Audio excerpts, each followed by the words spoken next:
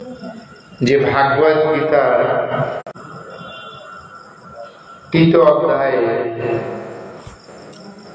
27 নম্বর শ্লোক আমরা পাঠ করে শ্রবণ করব। প্রকৃতে ক্রিয়মাণি গুণৈ কর্মাণি সর্বস্য অহংকার বিমূঢ়য়াত্মা কর্তা অহং ইতি মন্যতে। অনুবাদ: অহংকার মহাশূন্য জীব জড়া প্রকৃতি ত্রিন গুণে ক্রিয়ার সমস্ত কার্যকলাপ স্বীয় কার্য বলে মনে করে এবং প্রত্যেকটা কর্মে আমি কর্তা বলে সে নিজেকে অভিমান করে। এখানে ভাগবত গীতার 3 অধ্যায়ে 27 নম্বর শ্লোক আমরা শ্রবণ করলাম। আগত শারদীয়ার দুর্গা উৎসব আসছে এবং দৈবেশা গুণময়ী মম মায়া দূরত্বয়া মামেব যে প্রপদ্যন্ত মায়ামেতম তরন্তি। দুর্গা দেবী হচ্ছেন ভগবানের এক শক্তির অবতার, যারা এই দুর্গার আহ্বান আরাধনায় রত। এই দুর্গা দেবীর সম্বন্ধে আমরা সংক্ষিপ্ত আলোচনা করব, যেহেতু শারদীয়া দুর্গা উৎসব আগত আর কিছুটা দিন বাকি রয়েছে। কিন্তু বারবার আমরা এই জগতের বদ্ধজীব যারা বারবার আমরা ভুল করছি। এই আমরা পূর্বে বলেছি যে এই যে জগৎ, এই জগৎটাকে বলা হয় জড় জগৎ। জড় অর্থাৎ যা নয়। এই জগৎ হচ্ছে গোলক বৃন্দাবনের প্রতিবিম্ব ছায়া। ছায়া যা অর্থাৎ মায়া ছায়া যা নয়। অর্থাৎ আমার যদি ছায়া পড়ে তাহলে আমার মধ্যে কোনটি আসে? ছায়াটা না শরীরটা? আমরা এখন বলবো শরীরটা, কিন্তু আমারই অংশ ছায়াকে আমরা মানছি না। তাই গোলক বৃন্দাবনের বিপরীত ক্রিয়া শক্তি হচ্ছেন এই ছায়ার প্রকাশ, হচ্ছেন এই জড় জগৎ। এই জড় জগৎ হচ্ছেন গোলক বৃন্দাবনের বিপরীত ক্রিয়া। এই জন্য এখানে সব কথায় গোলক বৃন্দাবনের উল্টো ভাবে আমরা ব্যবহার করি। যেমন কৃষ্ণদাস কবিরাজ গোস্বামী বলছেন যে কি, তিনি বলছেন আত্মেন্দ্রে প্রীতিবাঞ্ছা তারে বলে কাম, কৃষ্ণ ইন্দ্র প্রীতি ইচ্ছা ধরে প্রেম নাম। আমরা এই জগতে প্রেম কাকে বলি? যে আমাদের এই জগতে কামকে প্রেম বলি। আমি একজনকে, আমার ছেলে হোক, আমার মেয়ে হোক, আমার স্ত্রী, আমি যাকেই ভালোবাসি, কিন্তু সত্যি করে বলুন তো আদৌ কি এটা ভালোবাসা না কামনা বাসনা? এই জগতে প্রেম বলে কিছু নাই। আমরা কামটাকে প্রেম বলে মনে করছি। তাই বলছে যে আত্মা ইন্দ্র প্রীতিবাঞ্ছা তারে বলে কাম, কৃষ্ণ ইন্দ্র প্রীতি ইচ্ছা ধরে প্রেম নাম। এই জগতে আত্মাকেন্দ্রিক যে সমস্ত কামনা বাসনা আমার রয়েছে, এটাকে আমরা প্রেম বলে আখ্যা দিচ্ছি। আদৌ এটা প্রেম নয়। তাহলে প্রেম কি? বলছে কৃষ্ণ ইন্দ্র প্রীতিবাঞ্ছা তারে বলে প্রেম।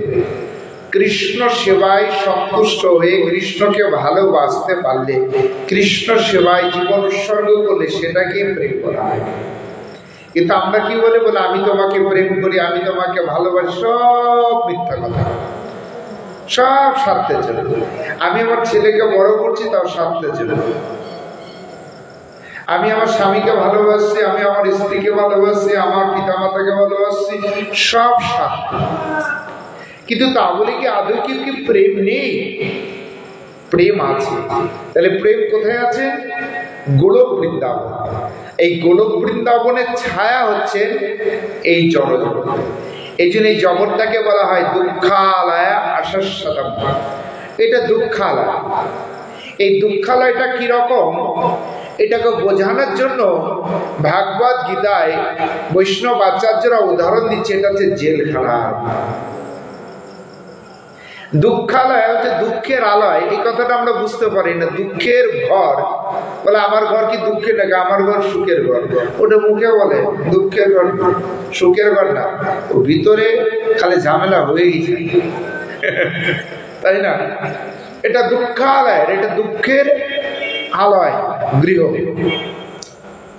এই জন্য এই দুঃখালয়তে কখনো আমাদের সুখ নাই।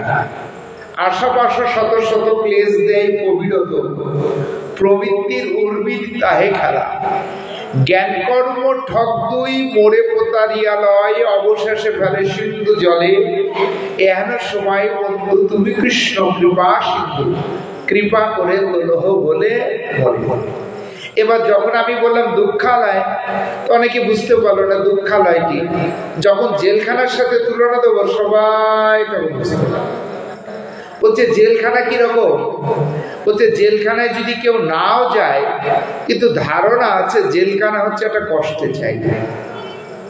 যদি কেউ না যায় তবুও জানে জেলখানা হচ্ছে একটি কষ্টের জায়গা, দুঃখালয়। বলছে কেন কষ্টের জায়গায়? ওখানে কি অসুবিধা? জেলখানাতেও টাইম মতো শোয়ার জায়গা রয়েছে, খাবার জায়গা রয়েছে, বাথরুম করার জায়গা রয়েছে, এবং মাঝে মাঝে লাঠির দ্বারা উত্তম মধ্যম ব্যবস্থা রয়েছে, কাজও রয়েছে। কিন্তু তবু বলছে এই জেলখানা হচ্ছে সংশোধনাগার। বলছে এই জেলখানায় খাওয়া দাওয়া সুখ সুবিধা সব রয়েছে, তবু জীবকে যদি বলি জেলখানায় যাও, যাবে না।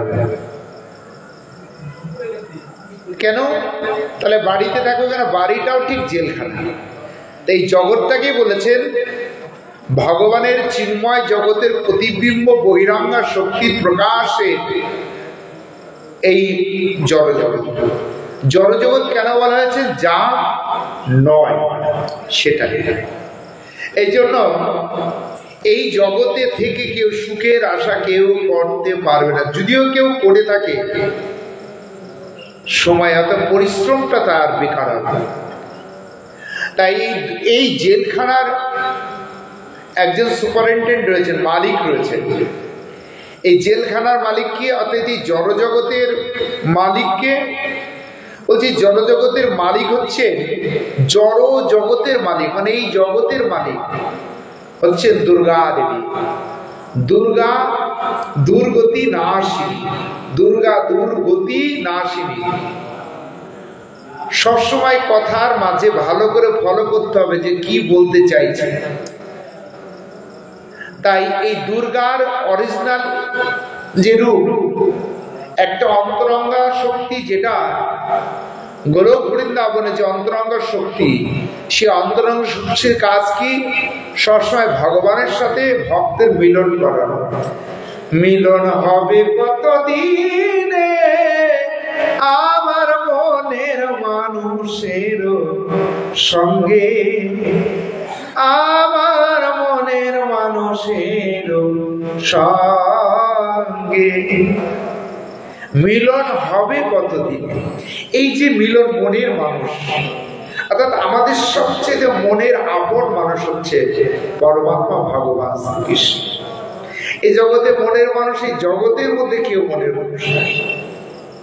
এই মনের মানুষের সাথে মিলন করিয়ে দেওয়ায় অন্তরঙ্গ শক্তির যিনি প্রকাশ, এই তার কার্য বিপরীত ক্রিয়া হচ্ছে বহিরাঙ্গা শক্তির প্রকাশ। যিনি তটস্থ শক্তির ঊর্ধ্বে, তিনি দুর্গা রূপ ধারণ কার্য করেন।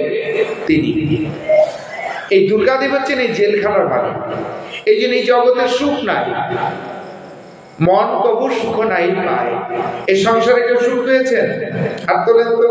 যদি কারো 5 কোটি 10 কোটি 20 কোটি তাকে সুখ পাবে? আপনারা পেতে পারেন এই সংসারে সুখ। ছেলেকে বড় করলে সুখ পাবেন, মেয়েকে বড় করলে সুখ পাবেন, পরিবারের অর্থ রোজগার করলে সুখ পাবেন? সুখ নাই। ও যে সুখের মা বাবাকেই তো আমরা চিনি না, সুখ তো জীবনের চোখেই দেখি নাই। দেখেছেন সুখ কিরকম? সুখ দেখতে কেমন হয় সেটা এটা মরীচিকা বলছে, মরুভূমির বুকে মরীচিকার পিছে ধাবিত হয় এই জনসংসার। ভাবি আর একটু দূরে গেলে সুখ হবে, এই তো ছেলেটা চাকরি পেয়ে গেলে আমার আর কোনো অভাব হবে না। বৃদ্ধাশ্রমের সংখ্যা বাড়ছে না কমছে? বেড়েই যাচ্ছে। হসপিটালের সংখ্যা বাড়ছে না কমছে? থানা বাড়ছে না কমছে? তাহলে এগুলো বাড়া মানে কি? তাহলে সমাজ উন্নতি অবনতি? আর আমরা তো হাততালিতে ওপেনিং করে আসছি উন্নয়ন সমাজ। না, উন্নয়ন কখন হবে? যখন দুটো থানা ছিল একটা থানা হবে। বৃদ্ধাশ্রম 10টা ছিল, এখন একটা আছে, আর সবগুলোই খালি। তখন বুঝবে উন্নত সমাজ। এই জন্য এই জগতে কিছুই নাই। কানের সোনা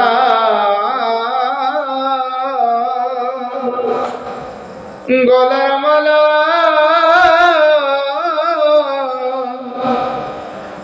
আমার সঙ্গে নিতে ভুল করো না, নিয়ে চলো আপন বাড়ির দেশে ও নয়নী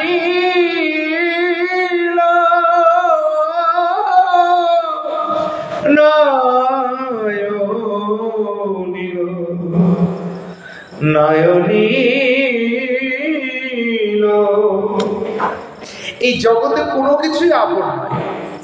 এই জন্য এটাকে আপন নয় দুঃখের কারণ বলে এই দুঃখালয়কে সংশোধনাগারকে জড় জগৎ বলে শাস্ত্রীয় ভাষায়, আর এই জগৎ ভাষায় বলে কারাগার বা সংশোধনাগার। তাই এই সংশোধনাগারের মালিক হচ্ছেন, এই জড়জগতের মালিক হচ্ছে দুর্গা দেবী। এই দুর্গা দেবী হচ্ছে সংশোধনাগারের মালিক। তাই দুর্গা কি করছেন দেখবেন, দুর্গা দেবীকে আপনারা সুন্দর সুন্দর পোশাক কিনছেন, যার যা সুখ আশায় বসে থাকি। বাঙালির প্রধান ধর্ম দুর্গা পূজা। মা আসছে, অনেকে দুঃখ মা এবার কি নৌকাতে আসছে না ঘটে আসছে আমি ঠিক জানি না, কিন্তু সবাই চিন্তার ভাঁজ পড়ে গেছে, অলক্ষণ অমঙ্গল। আরে মা যেভাবে আসুক তাতে জগতের কিছু হবে না, আপনাদের তার এই জগৎটাই হচ্ছে তার। স্বয়ং ভগবান কৃষ্ণ তাকে এই জেলখানাটা পাহারা দেওয়ার জন্য সুপারিনটেন্ডেন্ট বানিয়ে, অর্থাৎ এই জেলখানার মালিক বানিয়ে দিয়েছে। তাই মাতে নিজের বাড়িতে তিনি যাতেই আসুক তার কোনো সুখ দুঃখ নেই, এই জন্য তার ইচ্ছাতে তিনি আসেন, তার ইচ্ছা। আপনার তাতে অমঙ্গল হলেই কি আর মঙ্গল হলেই কি? মঙ্গল হলে দুর্গা দেবীকে কিছু দেবেন না, অমঙ্গল হলেও তারা গালি ছাড়ার কিছুই দেবেন না। এই জন্য আমার আপনার কথায় দুর্গা দেবী চলে না, এই জন্য তার ইচ্ছা। তিনি তার রাজ্যে তার কারাগারে আসবেন স্বইচ্ছা। আপনারা তাকে পূজা দিলেই কি না দিলে কি আপনাদের আশায় তিনি আসছেন না। তিনি আসছেন কেন? এসে তিনি কয়দিন থাকছেন কেন? বলছে দুর্গা দেবী আসছেন তিনি তার এই সংশোধনাগারে ডিউটি দিতে। কি ডিউটি? মানে এই জেলখানায় যারা আছে সঠিকভাবে জেলে জেল সুপারের কানুন পালন করছে কিনা, জেলখানার নিয়ম পালন করছে কিনা, এটা দেখার জন্য দুর্গা দেবী আসছেন।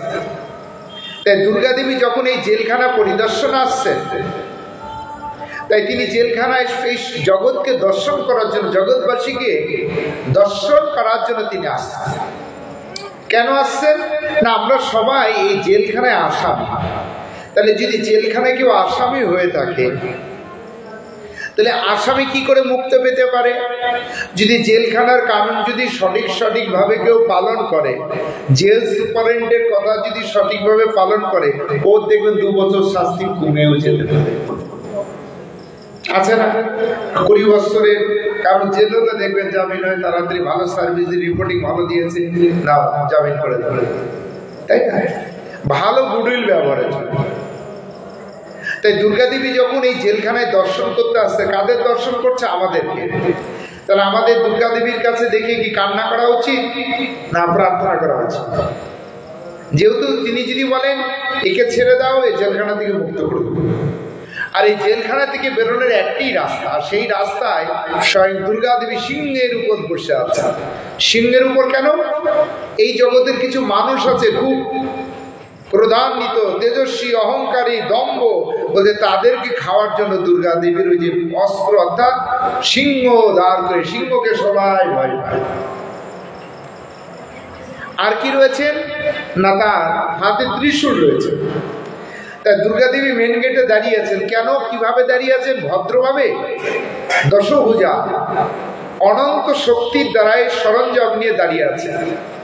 আর এই যে দুর্গা দেবীর যে মূর্তি বানানো হচ্ছে, এই মূর্তিতে দুর্গা দেবীর হাতে একটা কি রয়েছে? ত্রিশূল। ত্রিশূল, তিনটে শুল। শুলে তো আপনারা চড়েননি, বোঝেন না, গল্প আছে আগে। অর্থাৎ চুক্কার উপর চড়িয়ে দিলে মানুষ আগে এরকম শাস্তি ছিল। ত্রিশূল, তিনটে শুল, অর্থাৎ তিনটে শুল আমাদেরকে বিধানোর জন্য এই আসছে। তাই দুর্গা দেবীর ত্রিশূল, এই ত্রিশূলটা কাকে বিধাচ্ছে? দুর্গা দেবী ত্রিশূলটা কাকে বিধাচ্ছে? ভালো মানুষ, অসুর, দেখেন তার রূপটা, অসুর না? অসুরকে বিধাচ্ছে। আপনারা, আমরা অসুর না মনে হয়, তাই এই জন্য আমাদেরকে ওখানে নেয়। দেখুন আমরা অসুর কিনা। তাই দুর্গা দেবী এখানে এসে অসুরকে বধ করার জন্য। অসুরদের, অসুর কারা? ভগবানের আদেশ অমান্য করে যারা, তারাই অসুর। আর ভগবানের আদেশ অমান্য যারা করে, দুর্গার কাছে তাকে শাস্তি পেতে হবে। তাই দুর্গা দেবী এই ত্রিশূল নিয়ে জগৎকে শাস্তি দেওয়ার জন্য এই জগতে দর্শন করতে এসেছে।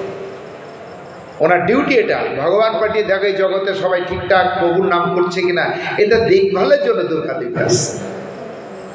আর ত্রিশূল তিনটে, উনি সাথে কি নিয়ে এসছে? দুটো পন্থা নিয়ে এসছে।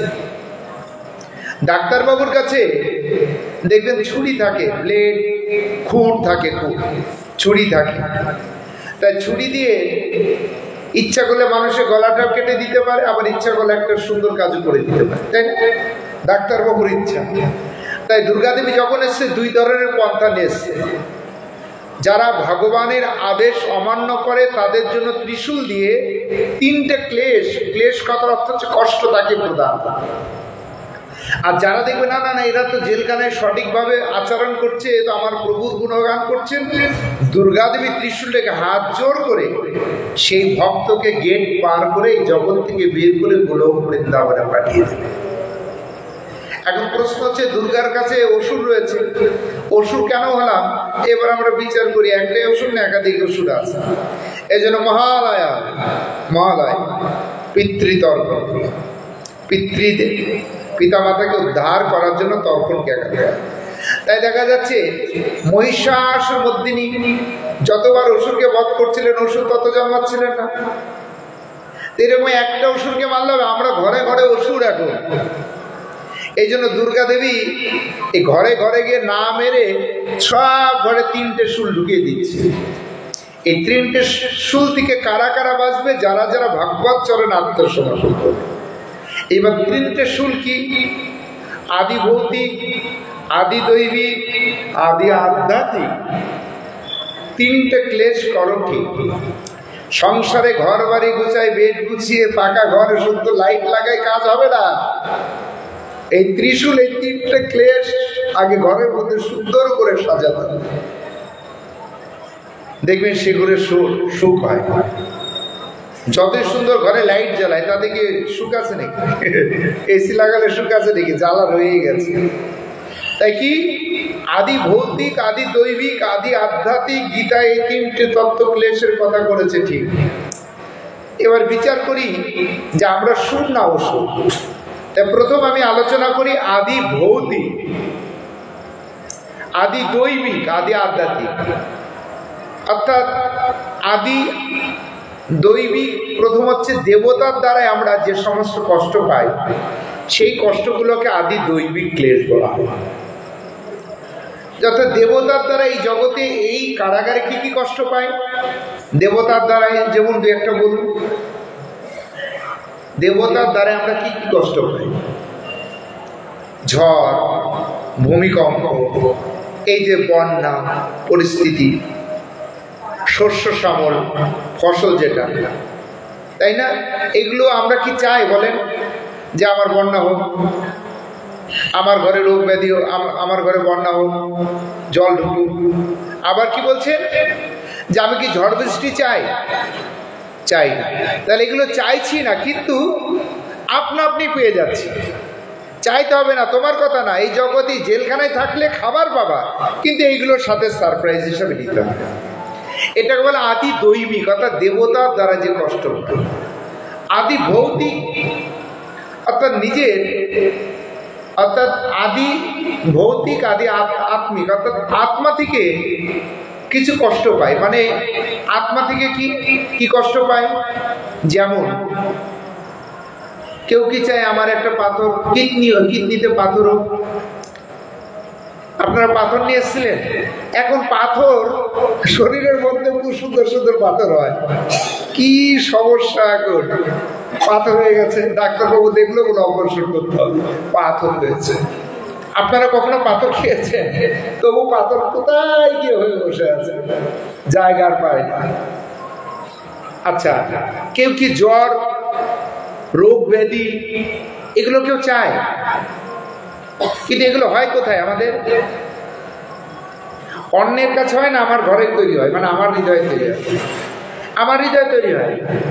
আমার জ্বর এসছে, অর্থাৎ কারোর জীবনের শৈলীর মধ্যে অনেক ব্যাকটেরিয়ার জন্ম হলে সেই ব্যাকটেরিয়ার দংশনে সে কাত হয়। এই কেউ কি রোগ ব্যাধিকে চায়? কিন্তু দেখেন, না চাইলেও ভগবান এত কৃপাময়, অটোমেটিক দিয়ে দিচ্ছে। আবার যার হয় না সে চিন্তা করে, তোর তো অনেক রোগ হয়েছে, আমারও মনে হবে আর 2 বছর পরে।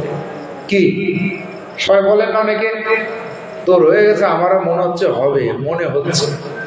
এখন যদি মনে হচ্ছে, ভগবানের মতো তো কৃপাময় আর কেউ নাই, তাহলে তোমার মনে যেহেতু হচ্ছে, তাহলে তোমার মনে হওয়ার ইচ্ছাটা আমি পূর্ণ করি।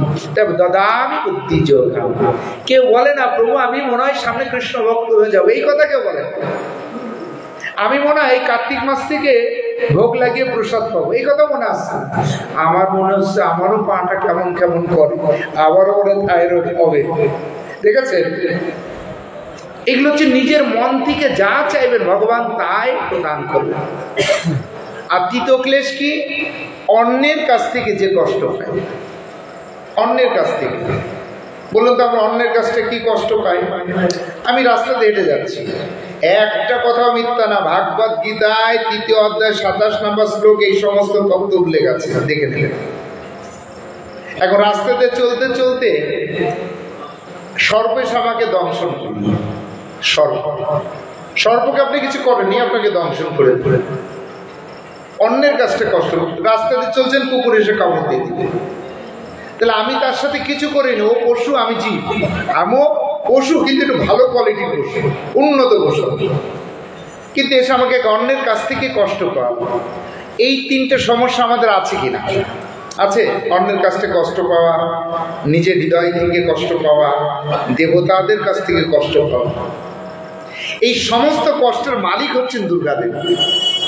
এই জন্য দুর্গা দেবী এই ত্রিশূল দিয়ে এই জগৎকে এই কষ্টগুলো ফ্রি দিচ্ছে, ফ্রি। এটা চাইতে হবে না।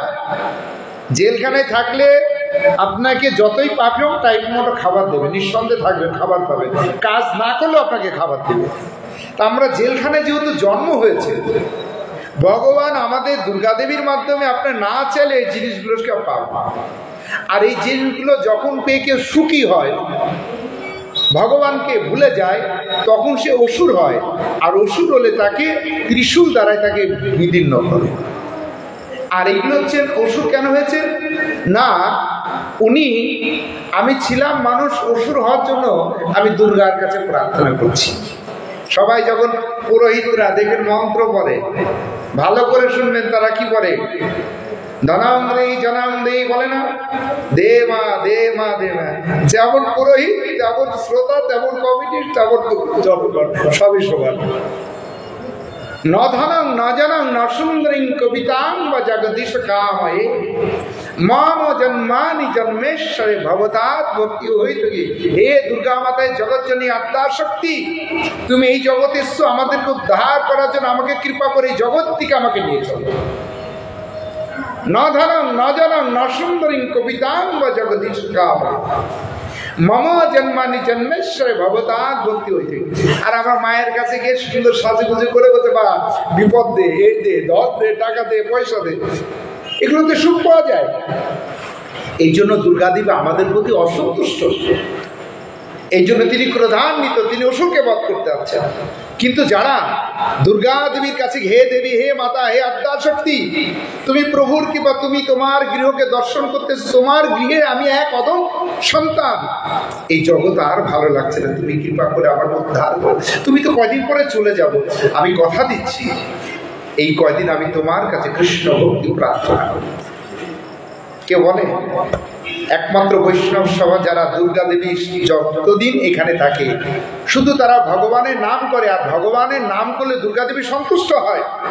তখন বলে এই তো ভালো, আমার প্রভুর নাম করছে, আমি একে জগৎ থেকে কিভাবে উদ্ধার করা যায়, দুর্গা দেবী তাকে সেই ব্যবস্থা করে দেবে। কেন এই জেলখানা, এই জগতের মালিক হচ্ছেন দুর্গা দেবী, পরিচালনা করছেন জেল সুপারিনটেন্ডেন্ট। কিন্তু এই জন্য যারা যারা এত এত অর্থ খরচ করে দেখুন সবাই আবদ্ধ হয়। ওই যে আমি 3টে গল্প প্রদান করি, যে 3টে গল্প কি গল্প বলছে, আমরা সবাই বলি সুখী, সুখীর প্রমাণ আমরা দিয়ে যাই। বলছে একজনকে লোহার শিকল দিয়ে বাঁধা হলো, একজনকে রূপার শিকল দিয়ে বাঁধা হলো, একজনকে সোনার শিকল দিয়ে বাঁধা হলো, বলতে এর মধ্যে কে সুখী? সবাই একসঙ্গে, একটা বাচ্চা ছেলে সেও বলবে ওই সোনার শিকল দিয়ে যিনি বেঁধে উনি সুখী। আপনার ঘরে মুকেশ আম্বানি সোনার বাথরুম, সোনার পালক, সোনার পোশাক করে, তবু দুঃখী তার পুত্রকে নিয়ে। জানেন সেই পরিবারের সাধ্যি অসাধ্যি শব্দে যারা আছে, বলছি আদৌ যথার্থ পণ্ডিত যারা চিন্তা করবে তারা আদেও যে শিকল দিয়ে বাধ্য অবস্থায় কেউ সুখী না। তাহলে সুখী কে? ওই চতুর্থ ব্যক্তি যিনি আবদ্ধ নাই, তিনি মুক্ত হস্তে ঘুরে বেড়ায়, যিনি ইচ্ছা করলে 3 বস্তুকে মুক্ত দেওয়ার ক্ষমতা সেই মুক্ত পুরুষের থাকে। কিন্তু ওই 3 জন ব্যক্তি একে অপরে কাউকে হেল্প করতে পারবে না, সবারই আবদ্ধ। তাহলে তারা কি আদৌ জীবনে উদ্ধার হবে না? মুক্ত পুরুষ যিনি মুক্ত থেকে উদ্ধার, অর্থাৎ যিনি সোনা রূপ লোহা দিয়ে কোনো কিছুই বাধা নয়, এই ত্রিগুণাতীত তারে বলে। সেই গুণের ঊর্ধ্বে যিনি ব্যক্তি সাধুসন্ত, তিনি ইচ্ছা করলে 3 ব্যক্তিকে উদ্ধার করতে পারে, হাত খুলে দিলে হয়ে যাবে।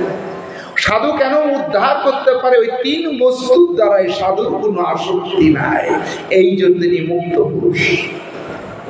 তাই দুর্গাদেবী হচ্ছেন মুক্ত পুরুষ, তিনি ভগবানের বহিরঙ্গা শক্তির প্রকাশ।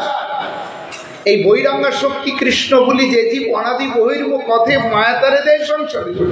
এই জন্য ভুলেও কেউ দুর্গা দেবীর কাছে কখন এই জগতে কিছু ধনং দিয়ে যেন চাইবেন না।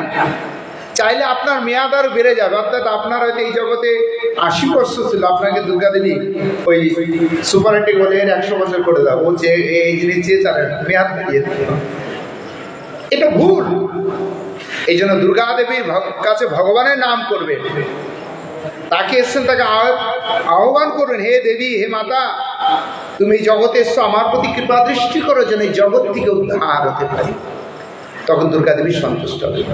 এই নাম হচ্ছেন ভক্তি পরেশানুভূতি বিরোধী। এই জন্য কর্ম আমাকে ভালো হতো। আমি এই জন্য আলোচনা করছি প্রকৃতি ক্রিয়মা মানে গুণেই কর্মানি সর্বস্ব অহং কর বিমূঢ়াত্মা কর্তা আহম ইতি মন্যতে। আমি বলি এটা আমি করেছি, আমি করেছি, কিন্তু আদৌ আমরা কিছু করি না। যারা বিজ্ঞান পড়াশোনা করে তারা এই কথা বুঝে।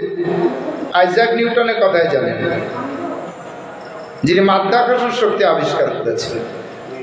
তার এক বন্ধু ছিল, মিত্র, তিনি একটা পৃথিবী বানিয়েছিলেন, সোলার পৃথিবী, সোলার দিয়ে একটা পৃথিবী বানিয়েছিলেন। তাই বানানো পরে তার ভিতরে এত সুন্দর পৃথিবী। তা উনি বন্ধুটা ছিল নাস্তিক।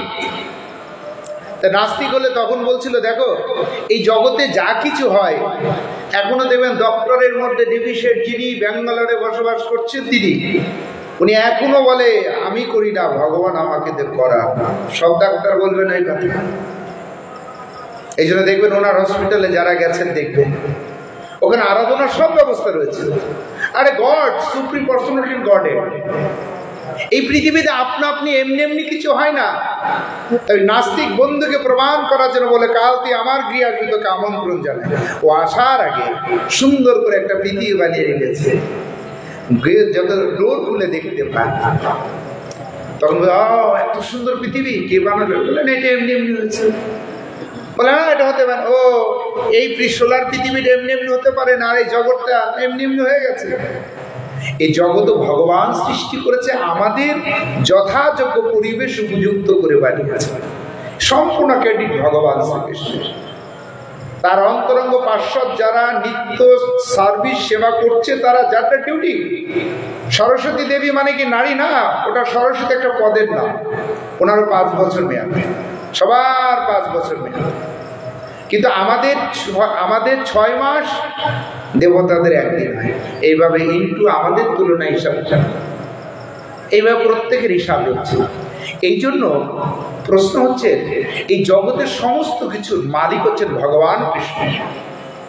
কিন্তু তার কাছে যেতে গেলে তার সিস্টেম ফলো করতে হবে, তার কানুন ফলো করতে হবে, তার পার্শ্বদের প্রতি শরণাগত হবে। এই জন্য ভগবান তার ভক্তকে বেশি ভালোবাসেন। কেন বেশি ভালেন ভগবান তার ভক্তকে? একমাত্র ভক্তই তার জন্যই জগতের সমস্ত কিছু ত্যাগ করে দিয়েছে, এই জন্য তাকে বেশি ভালোবাসে। ভক্ত ছাড়াই জগতে আর কেউ কিছু ত্যাগ করতে পারে। এবার প্রশ্ন হচ্ছে, আমরা যদি ভক্ত হয়ে থাকি, তাহলে দেখো ভক্ত মানে কি? আমরা যে তিলক মালা পরবো, একটু নিরামিষ খাবো, আমরা ভক্ত হয়ে গেছি, আর মালা জপ। এইবার আমি দেখছি যে তাহলে আমরা তো ভক্তি জীবনে অনেকদিন সবাই তো বলাই মালা তো আমরা কতই পড়ি, অনেকে তো পড়েই না। এখন হিন্দু মুসলিমকে তার প্রমাণ এখন একমাত্র গলার দিকে তাকালে বোঝা যায়, আর এমনি বোঝা যায়। সবাই সব ধরনের ভাষা এখন বলতে পারে। আমি যে হিন্দু একটা গর্ব করাচ্ছে, আমি সনাতনী। যদি আর কিছু নাও জানি, টাকার জন্য তো ফর্মে লিখি তোমার জাতি কি হিন্দু, ধর্ম কি সনাতন, ওটা টাকার লোভে লিখি। কিন্তু মুখেও যদি একবার বলে আমি যে হিন্দু, হিন্দুর প্রমাণ কি? আরে আর কিছু না থাকলে, মালাটা থাকলে বুঝতে পারি ও মনে হয় হিন্দু। কিন্তু অনেক সনাতনী যারা আছে মালাও করে না, তাদেরকে বিচার করতে আমাদের সময় লাগে যে ওদের ব্লাড কোথা থেকে এসেছে। যে নিজের ধর্ম, নিজের পিতা, নিজের জাতিকে আমরা অবহেলা করি। অন্যান্য ধর্ম তা নয়, নিজের ধর্মকে সবচেয়ে বড় করে দেয় সব ধর্ম। তাই ধর্ম অর্জিত, ধর্মটা ধারণ করার শক্তি, মাধ্যাকর্ষণ শক্তি যেমন পৃথিবীকে ধারণ করে রাখছে, আর ধর্মতে মানব জীবনকে ধারণ করে নৈতিক চরিত্র পরিবর্তন করে দেশের মানুষ তাকে দেশে পাঠিয়ে দেবে। এই সংশোধনাগারে নাম। প্রশ্ন হচ্ছে, তাহলে কেন আমাদের এতদিন ভক্তি জীবনে থাকার ফলে কেন ছিটকে পড়ে যায়? কেন আমি কৃষ্ণ প্রেম লাভ করতে পারি না? এই লাশপত্র দিয়ে ভাগবত কথা আলোচনা করলাম। অনেকে দেখেন ভক্তি জীবন তো কত বছর করছে। আমার জীবনে ভেতরে দেখেছি তারা সেই ছোটবেলাতে ভক্তি করছে, এখনো আসক্তি ছাড়তে পারে না, সকালবেলা ব্যাগলে চলছে, কিন্তু তার জীবনটাই 30 বছর 40 বছর কেটে গেছে, তবু আসক্তি ত্যাগ করতে পারে। ওগো কেন এইরকম হয় জানো?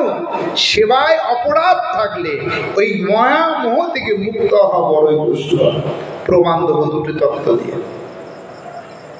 ভক্ত ক ধরনের? 3 ধরনের ভক্ত হয়।